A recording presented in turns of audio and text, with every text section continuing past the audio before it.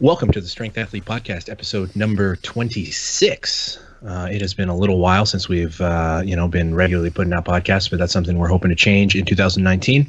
Before I get ahead of myself, just a quick shout out to the sponsor of the Strength Athlete Podcast, SBD USA. They make it possible for us to put these episodes on the air, so we would like you guys to show them some support in return. You can get free shipping on an order of any size at sbdusa.com, utilizing the coupon code SBDTSA in all capital letters, no spaces, no underscores, none of that, just SBDTSA, all capitals for free shipping.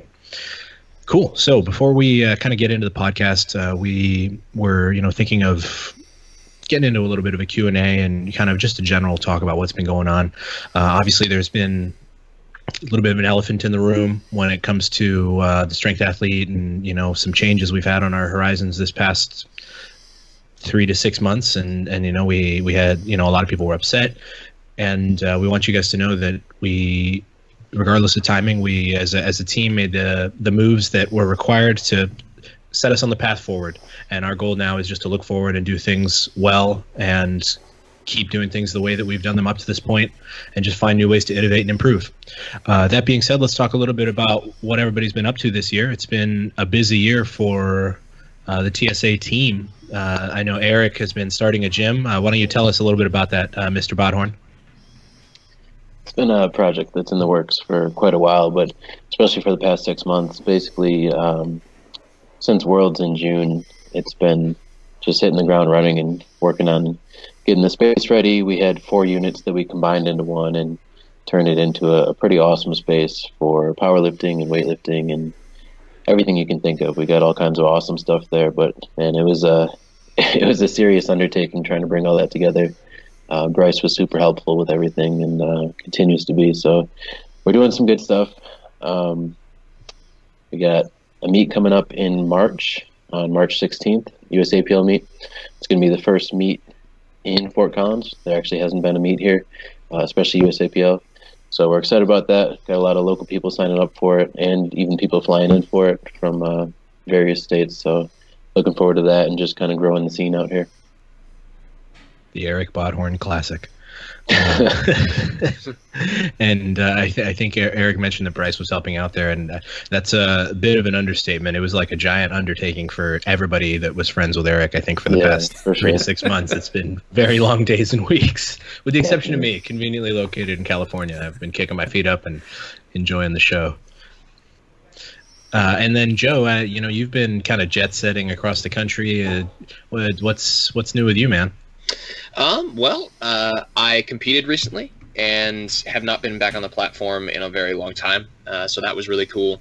I got to squat 500 pounds for the first time, which, if anybody knows anything about me, I've had a super long history of knee injury. So that was a really, really big deal for me. As you said, I've been traveling a whole lot in kind of a long distance relationship. So I'm just all over the place with that. Actually was just in Hawaii recently, thanks to my girlfriend finding some really cheap tickets last minute. So just took a surprise trip there, and overall just kind of been living the travel lifestyle. It's been a fun year, and I enjoy traveling a lot, but I'm looking forward to getting a little bit more settled in 2019. Yeah, I always found and I still fly around way too much. I always find that I crave stability in terms of location whenever I travel a bunch. I'm like, man, I wish I could be home right now. And it's, the grass is always greener sort of thing. And for myself this past year, I actually took and passed my real estate exam, got my license, started working in the business. And so that's been a huge devotion of time for me. And it's been a lot of fun. And I'm really excited for where that's going to take me in the future, so I can kind of balance and, have powerlifting still be a big part of my life, but kind of regain my passion for the training portion of it. Because as you can imagine, when you spend most of your day working on powerlifting, coaching, then when it comes to training, it's not really all that exciting. And that's why I started actually doing Brazilian Jiu-Jitsu, which is super fun. And I highly recommend that to anyone listening. If you're looking for something new to try, go in with an open mind. You're basically going to get your ass kicked every day for the first, decade of doing it. And, because there's always someone better, right? And you always want to learn from the people better than you. But if you can humble yourself, it's a lot of fun.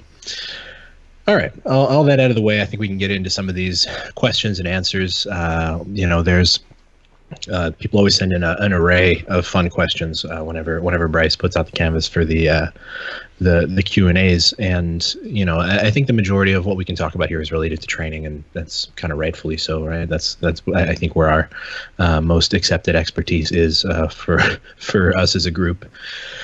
So I'll just start us with talking about MRV. This is a fun subject, and we do have a podcast upcoming with Mike Israel where we're going to talk a little bit about MRV.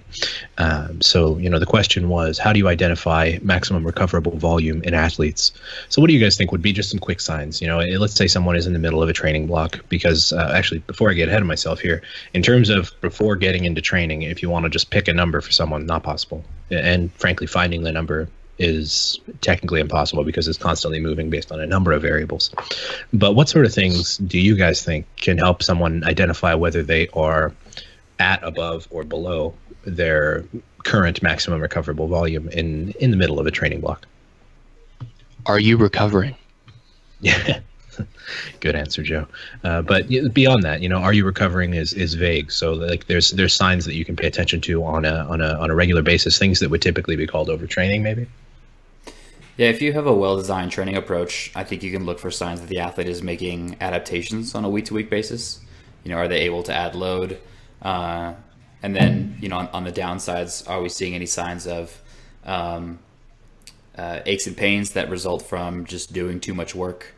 Kind of some of the chronic type stuff that raises its head when athletes are doing a little bit too much. If the athlete has a well-designed training approach, I think those can be clear signs that you've kind of pushed past a threshold, at least for any reasonable period of time.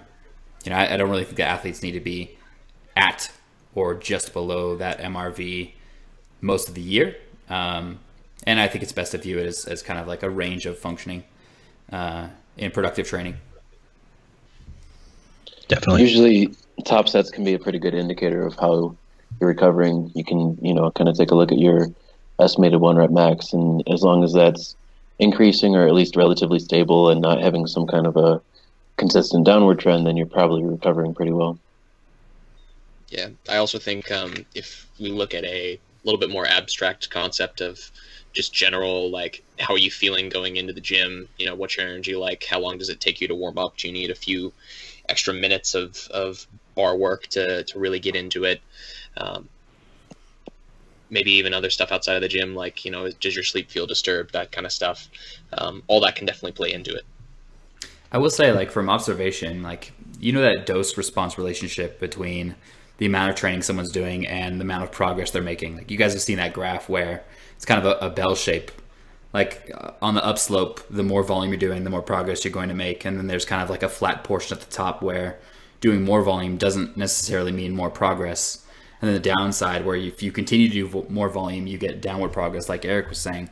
I feel like that flat section at the top is huge. Like, you can have an athlete doing anywhere from like 3 sets of 5 to like 8 sets of 5 on multiple days, and like, you're not going to see too much of a difference in at least negative outcomes from something like that. Like, I'm just saying that middle portion is bigger than a lot of people think. I agree. I also think it'll definitely change depending on the athlete that you're working with. A very small female compared to like a super heavyweight, the amount of volume that is their MRV is going to be vastly different.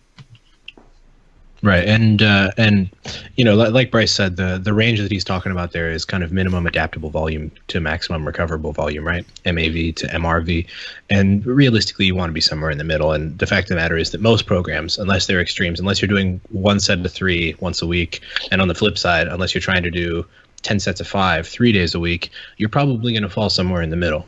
For most programs, with the exception of the extremes, right? Things that have you doing so much training. Lane Norton's FAT comes to mind, PHAT, his old program. That thing was like accessory work galore. I remember looking at it and thinking, this is nuts. Well, so is PH3. PH3. Yeah. PH3 too. And in a short-term dose, those sorts of things can be highly effective, right? There are a lot of people who ran PH3 and had a great first run. There are a lot of people who ran PH3 again and got hurt on the second or third run. Yeah. And so you got to keep those things in mind, right? The rate of progress is it should be appropriate to your level of training experience, right? So if you have not been making progress very quickly for quite a while, and you suddenly implement a program that's making you that's giving you the stimulus to make a lot of progress, it's worth kind of being introspective and thinking, okay, why am I progressing so fast? All right, I'm training way more than I was before. So start to pay attention to the signs of physical body fatigue. You know, how are your joints feeling? How's your motivation for training? Because if you're starting to feel those things move towards the negative, odds on you're overreaching a little bit, and that is unsustainable. You will get injured. So, and you know, obviously there are some athletes who are using PEDs that are going to kind of outplay their recovery in a way like that. And so obviously those are exceptions to the rule. And people like that, you know, you can sustain those sorts of things for longer. But in most cases, those are going to be signs that you are overreaching, and overreaching can be a tool. It should be a tool. It is a tool in the toolbox.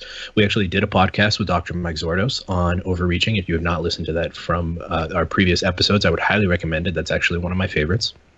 We talk a lot about the signs, how to adjust training, and things like that, so that you can utilize that as a tool, learn how it impacts you, learn how to use it, and kind of only get it out when you need it. Because if you try to do that all the time, you will get hurt. You can ask anybody that's done the classic vanilla DUP training.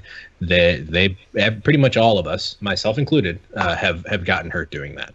And so it worked for a while, worked all the way up until it didn't work. And you know, typically finding that place is by training above your maximum recoverable volume for a period of time.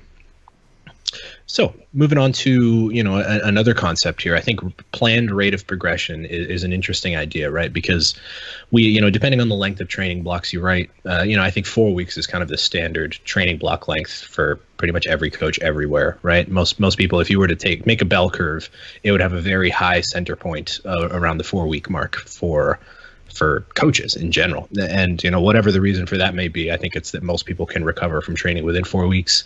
I know Mike Tuchscherer uses his emerging strategies and his E1RMs, and basically some people have those going up for 7 or 8 weeks at a time, and for some people it's 3 weeks at a time. But the average is probably right around 4 or 5.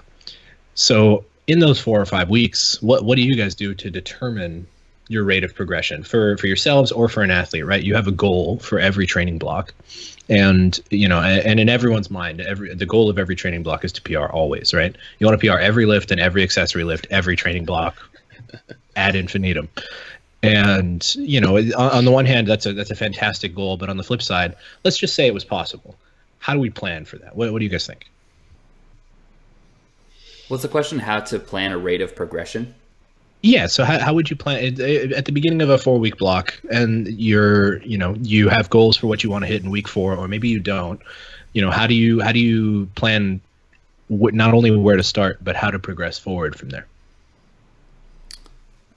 For me, at least, it depends on where the athlete is in a training phase. How close or far are they from competition, or what are we looking for? I mean, as far as rate of progression, a lot of that is unfortunately out of our hands and determined by physiology. Just how fast is this athlete's body capable of getting better at a specific movement? But, you know, I mean, generally speaking, most of the heavy stuff is going to fall in the RPE 6 to 8 range. And we sometimes use auto-regulation as a tool to allow the athlete to select their own loads. If not, we build in some percentages to, you know, force a rate of progression from the beginning of a training cycle to the end. But just speaking specifically on that kind of 4 week and why 4 weeks, I was thinking about this a few months ago, and like, it kind of makes sense if you assume that athletes start off with some specific rep range, and maybe we're adding 2 to 3% per week. You know, like if we take 6s or 8s or something like that, that generally starts us at a range that we're still getting adaptations from, and finishing at a range that's probably at the end of where we're getting quality adaptations from over anywhere from 4 to 5 weeks. So like that kind of time frame isn't just pulled out of a hat. It kind of makes sense. Right. Well, let me reframe the question here, because I think you misunderstood what the question is getting at here, Bryce. So let's say you're in the first week of a 4 week block, and your goal was to hit a set of 5 at RP 8 on squats, and you went and you did it at some load. How do you plan what to add to that next week? Or how do you, because, you know, if you're utilizing RPE correctly, it's not random. It's not just going into the gym and, how do I feel today? That's not actually how you use it, at least in its classic and appropriately used sense. That's what people think it is now, but that's not how it's meant to be used.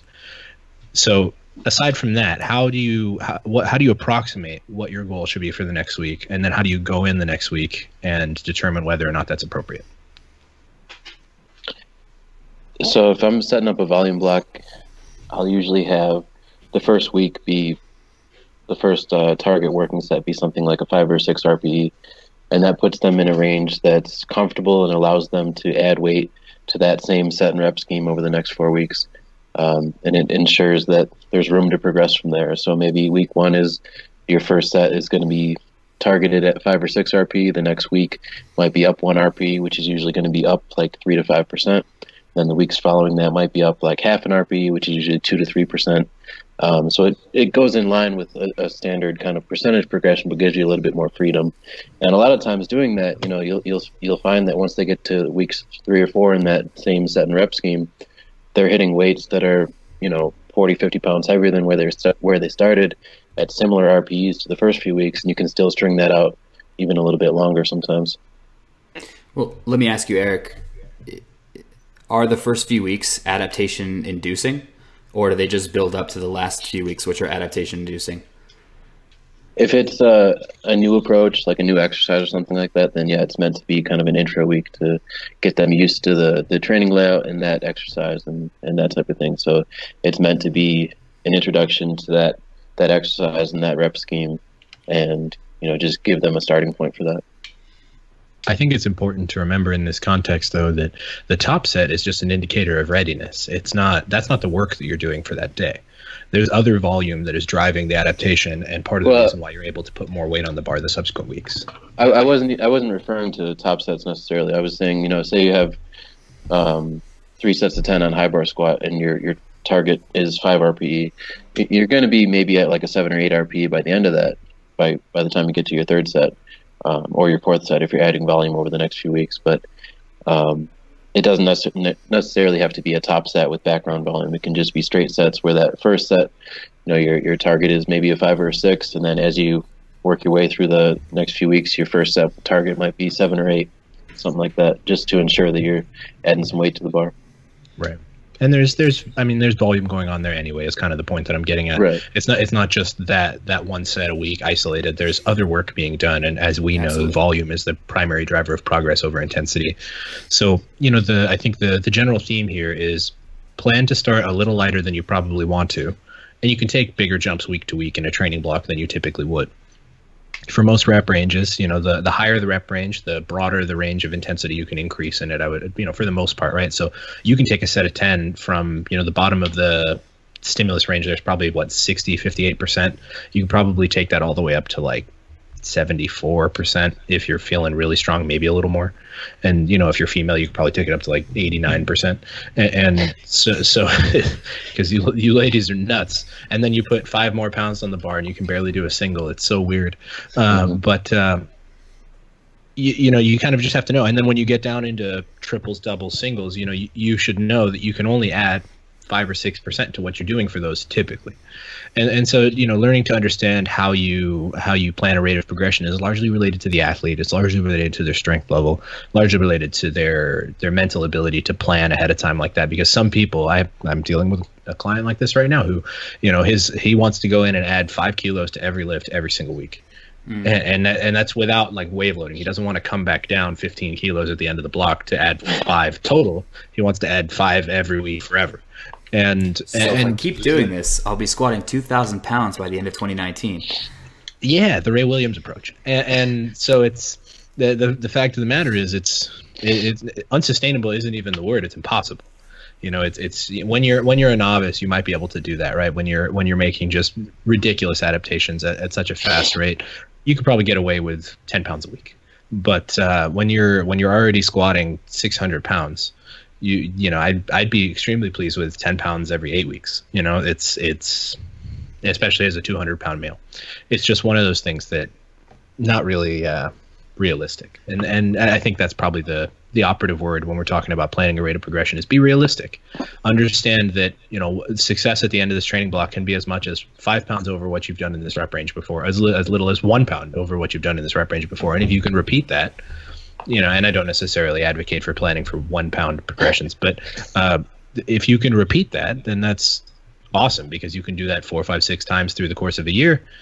Then all of a sudden you have, if you did 1 pound, that's 5 whole pounds of progress at the end of the year. But if you did 5 pounds, you will have made 30 pounds of progress on a given rep range, and that's going to translate into a higher 1 rep max. You may have a hard time demonstrating it because maybe you're rep dominant or whatever it may be, but by all means, you're certainly stronger. I had one last thought with this. So let's say we have somebody who's more of a beginner that can really just add weight session to session. Do you guys typically set them up in a similar way, or do you essentially just give them, a number of sessions and say, let's just keep adding weight to the bar until we can't? I think in beginner cases, you can probably keep a static week model and just like preserve an RPE and just expect that the athlete is going to beat what they did the last week. Yeah, that's essentially the way that I typically set it up when I have a true rank beginner. Because it just doesn't seem like the progression through different rep ranges is 100% necessary yet. No, and it's probably not. They're still learning the movement, and it's kind of like you don't need to get a more aggressive tool out of the toolbox when you can make ridiculous progress doing, to take it back to starting strength, 3 sets of 5, twice, 3 times a week. That's all they need to do is 6 sets, 30 reps of squat a week to make progress. That's a beautiful thought.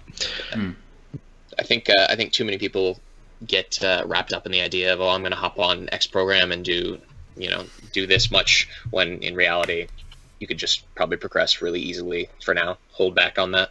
It's probably scary how many beginner powerlifters found PH3 on bodybuilding.com and were like, oh yeah, I'm going to do PH3. And I'm sure they made a bunch of progress, but I have one that did it for a year and a half. Just started with him. That's pretty cool. He's squatting 575 now, though. So that's not a beginner. No, like he ran PH3 as a beginner, squatting like 225, and now squats 575. That's a pretty astounding rate of progress there. Yeah. We need not open that can of worms. So, all right. Anyway, I lost my train of thought here. Point is, planned rate of progression, be realistic, pick where you want to finish, not where you want to start.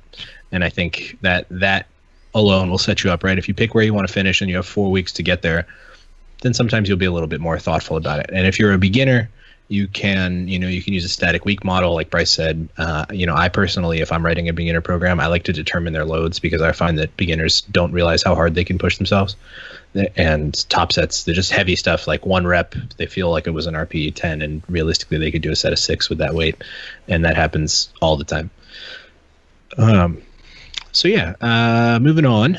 What do you guys think about estimating progress during off season, right? Because we don't always get the opportunity to utilize 1 rep maxes, and this kind of relates to planning a rate of progression. So there are a lot of tools we can use to estimate progress in terms of estimated 1 rep max being one of them, actual 1 rep maxes, volume tolerance. All these things can be used to determine how your progression is going. But if you're about to start an extended period of volume training, and Eric, I know you're kind of the volume king, right? I think you give more volume than anybody I've ever known. Then how do you plan to, or at least give a tool to track progress in the midst of that? I don't know if that's true, by the way. I don't think that's true. Pretty sure it's true. You should look at your own training. Shut up.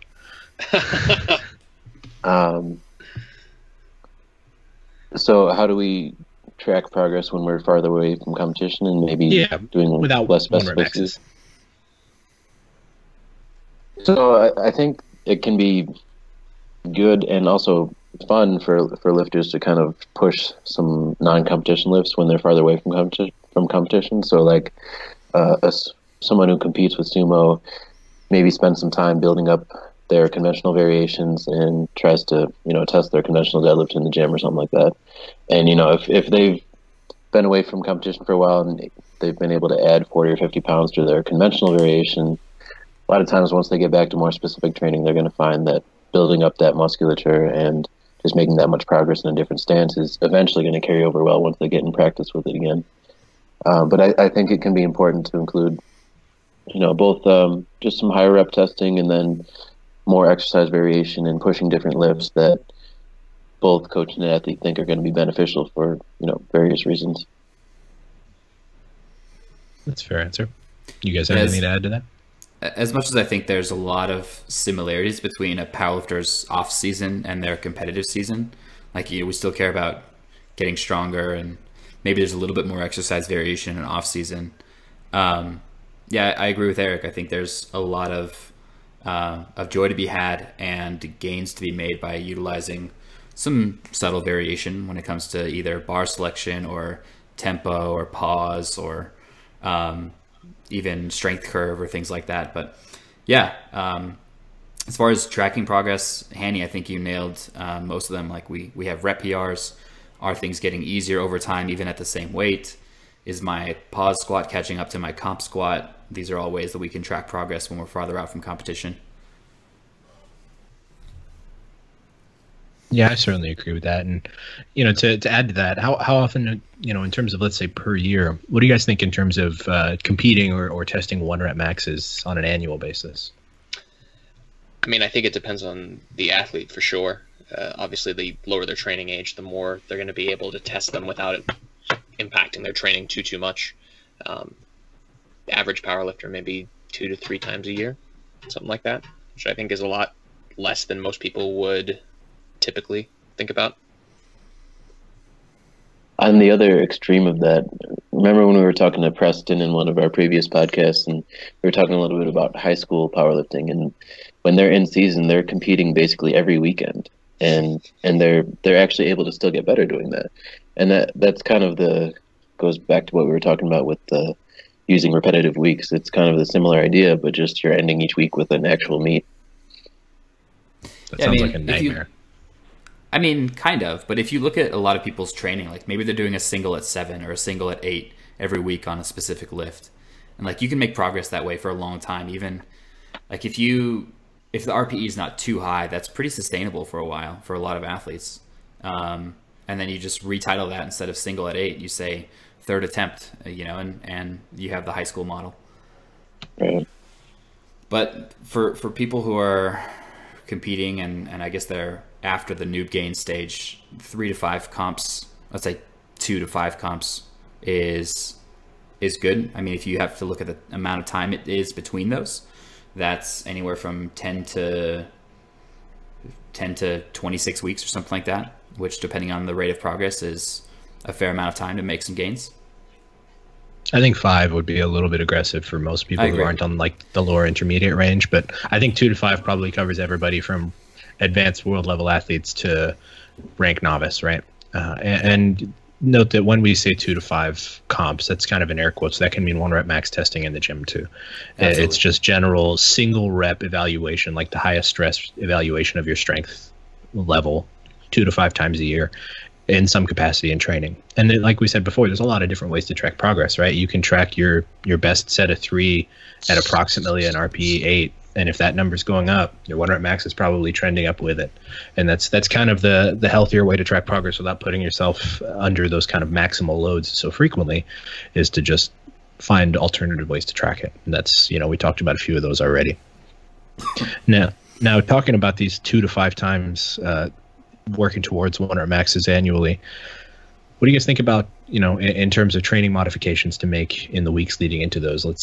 I think they call it peaking. The tools that we'll use to adjust training in terms of bringing strength levels to their maximum possible, right? Because the idea of going above the norm is in most cases, I would say it's possible using overreaching, but that's a moving target. It's tough to nail. But what do you guys think in terms of bringing the most prepared performance to the platform?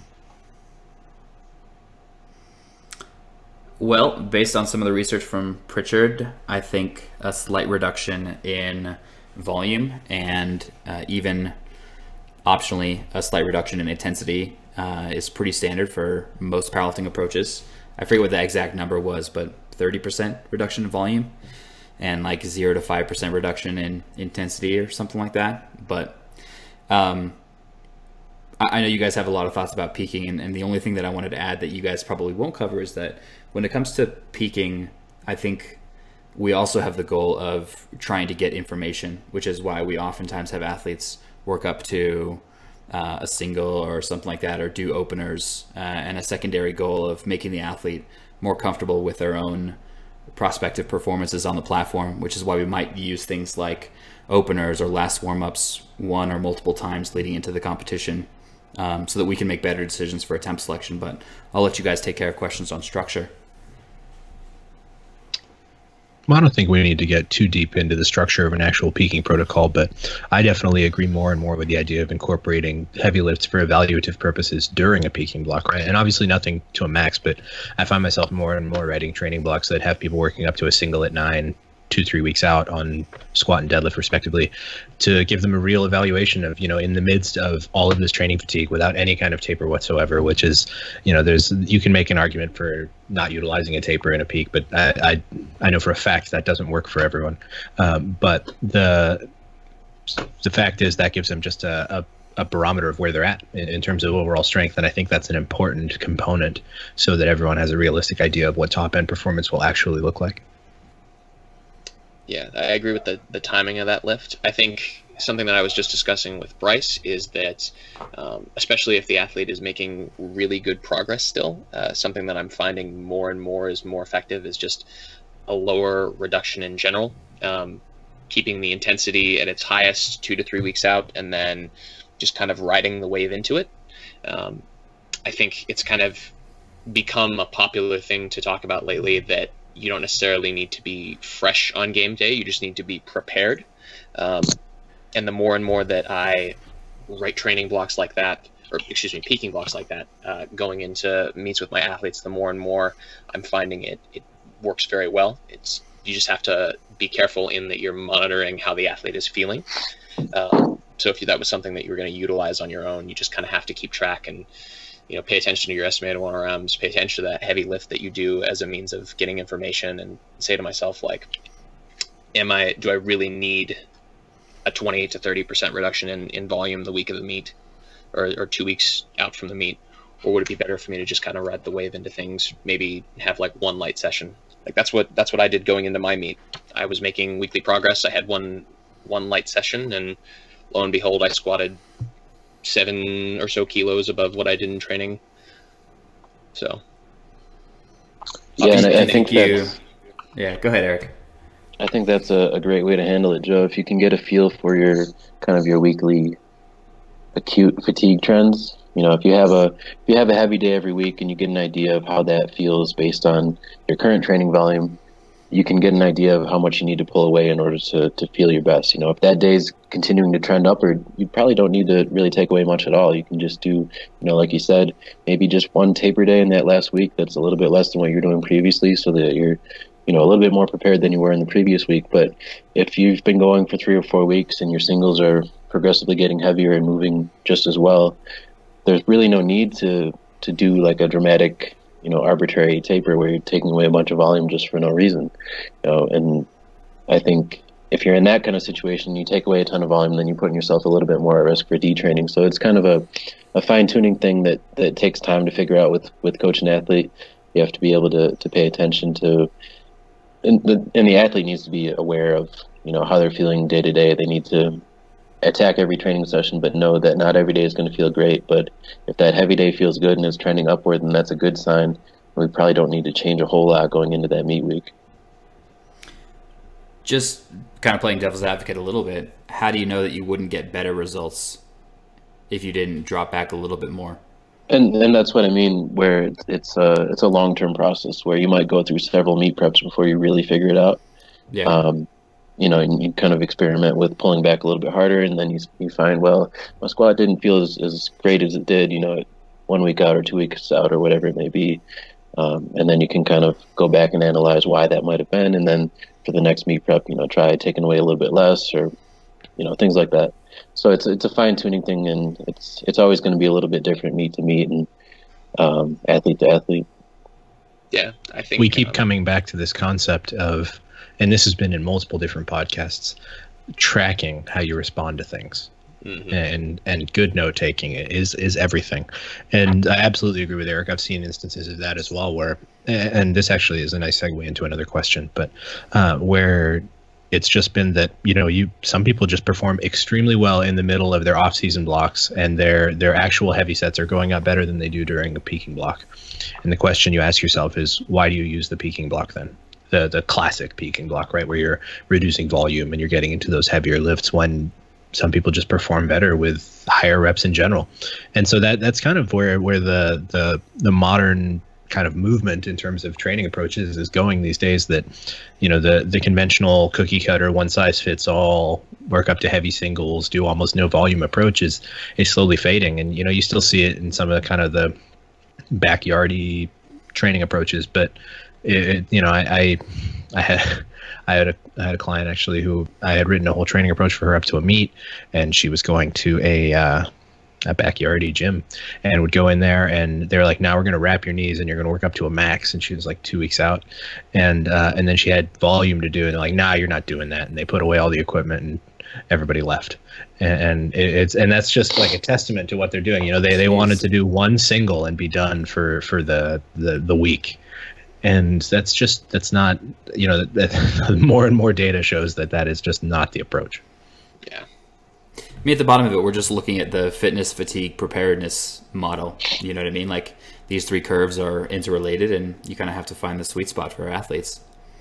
Yeah, I think what I kind of said can just be summarized as, if your fatigue is not masking your fitness, why do we need to dissipate the fatigue in the first place? Mm-hmm. Right. Yeah, especially if performance is trending in the right direction. Like, that's our biggest indicator. That's what we look for. Yeah. So on that note, we did a podcast a while back with Mike Shearer talking about emerging strategies, and something like 4 or 5 different people asked, what are our final thoughts on emerging strategies? And none of us have been running that in our own training. But I think that we all utilize components of that idea in every single client we coach. It's very straightforward. And I think I can probably answer this on behalf of all of us, in the concept that, and especially you, Bryce, you basically applied emerging strategies before it was a thing for years with your training. You ran the same 8 or 9 weeks of training with extremely minor modifications for several years and made extreme progress. And so the idea that training needs to change for it to be effective is patently false, in my opinion. I think that changes once in a while could be good, but I think that change for the sake of change is not only unnecessary, but can be a negative thing. And the fact of the matter is, if you have a training week or a training block or whatever it may be that you have found to be effective before, I don't see any problems with repeating it or reusing it. I've tested that on multiple different clients with, and again, this is very data driven, where we've tried peaking them, utilizing different approaches, taking away volume, not taking away volume, higher intensity, lower intensity, higher reps, lower reps, find the one that works the best, and then use it in the time when you need it.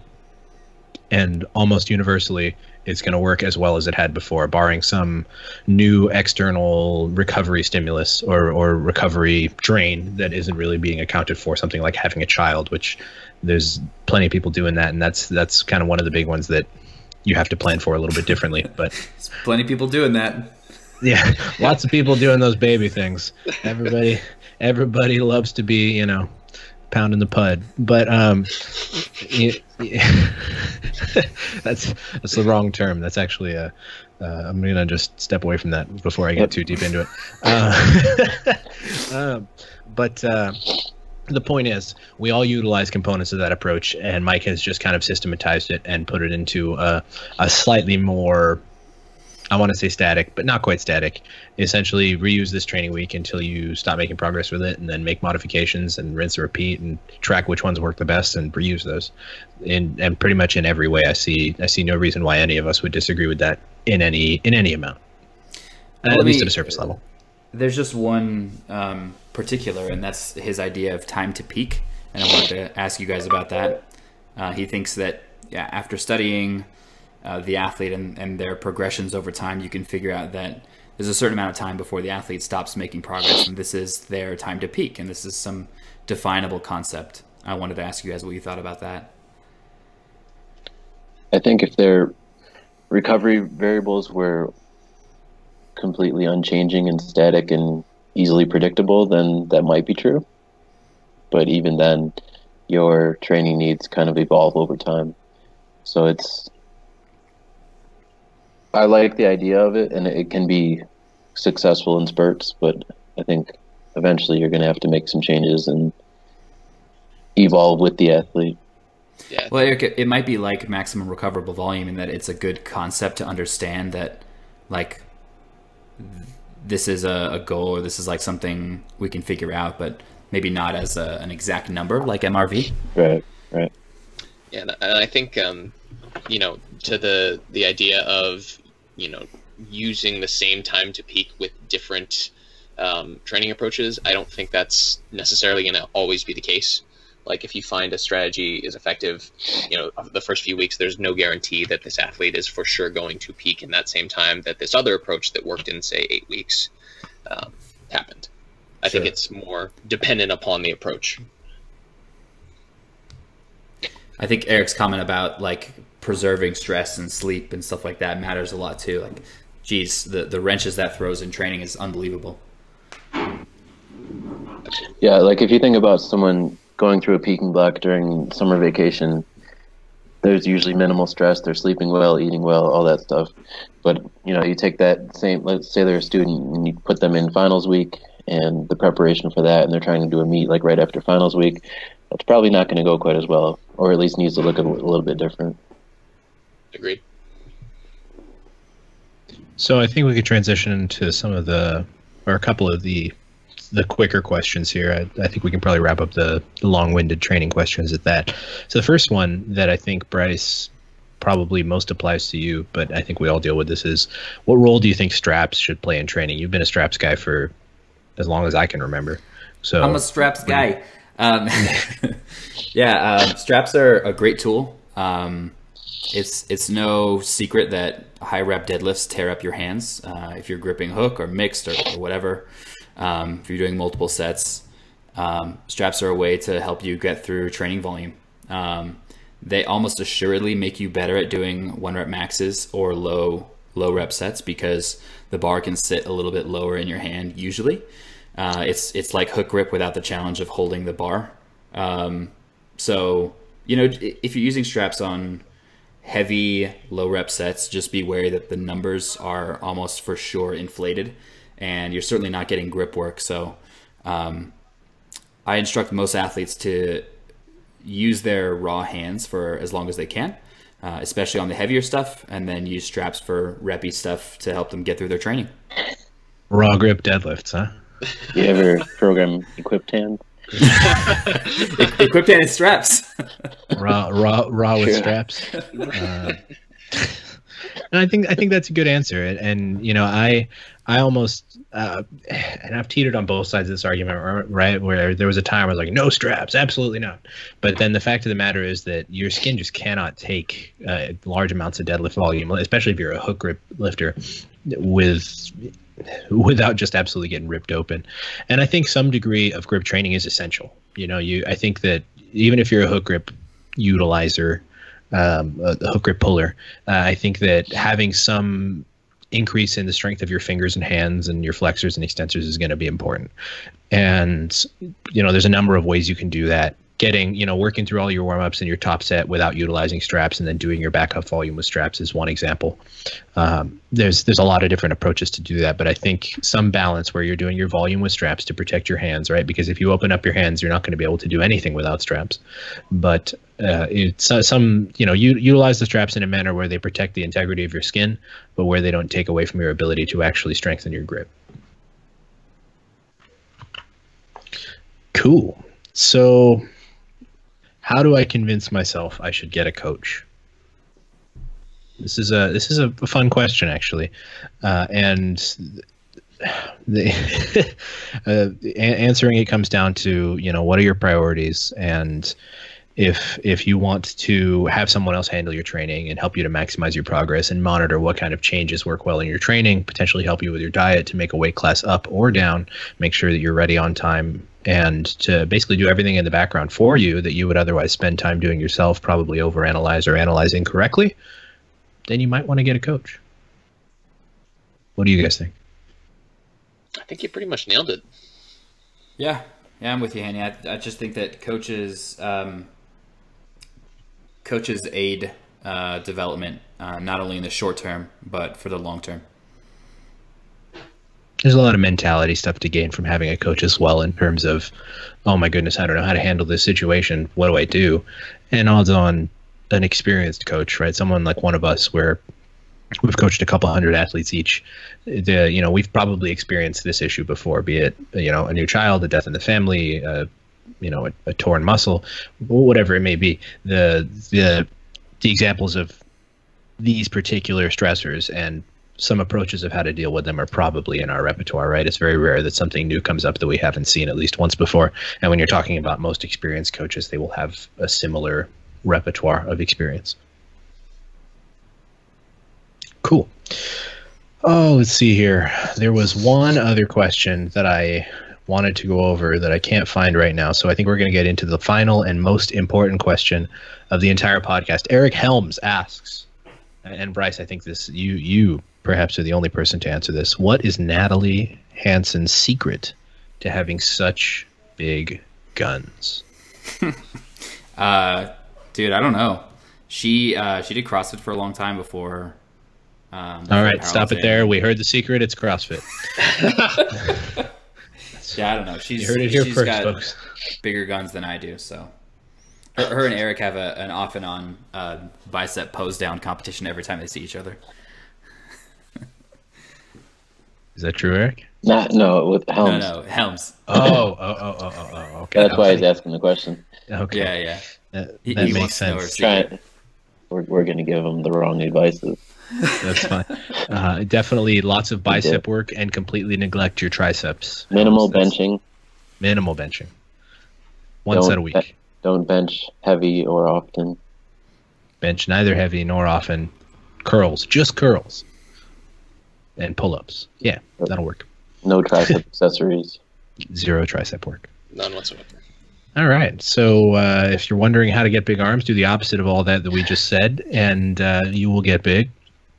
Thank you to everyone who submitted a question for this little Q&A. It is our plan to get back to regular podcasting, and 2019 will hopefully bring another 10 or 15 episodes to you guys, and some interesting information. Like I said, we have one coming up with Mike Isbertel, talking a little bit about dieting for performance, a little bit about the Renaissance diet, and a little bit about the iron lung, which listen to the next episode and you'll get that. And other than that, I appreciate you guys listening, and thanks again to SBD USA for sponsoring the podcast. With that, I'm out. See you guys. All out.